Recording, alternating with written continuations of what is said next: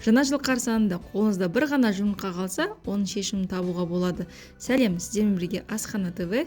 Бүгін мен сіздерге бар жоғы бір ғана жұмыртқадан өте дәмді болып шығатын шоколадты пирогтың рецептісін бөлісемін. Ал ендеше кеттік. Ыдысымызға бірден жұмыртқамызды сарып, үстіне қантымызды салып, осылай венчикпен араластырамыз. Кейіннен үстіне дәл осындай бір кесе алып, үстіне жылы сүтімізді құямыз. Тағы да араластырамыз. Қантымыз еріп кетуі қажет.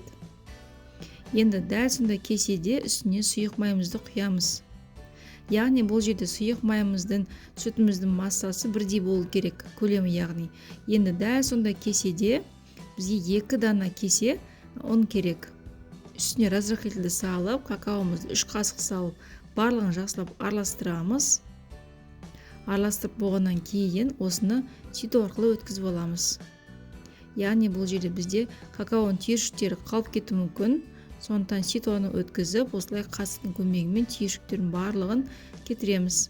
Жақсылап венчикпен араластырамыз. Міне қамырымыз дайын. Енді осыны өзіңіз қалауынша кез келген формамызға құясыздар. Менде мына жерде 24-22 диаметр. Осылай бір тексетіп жайып шығамыз. Қызып тұрған пеште 180 градуста 30-40 минуттай пісіріп аласыздар. Дайын болғаннан кейін бетімізде глазурімізді жағып қалауынша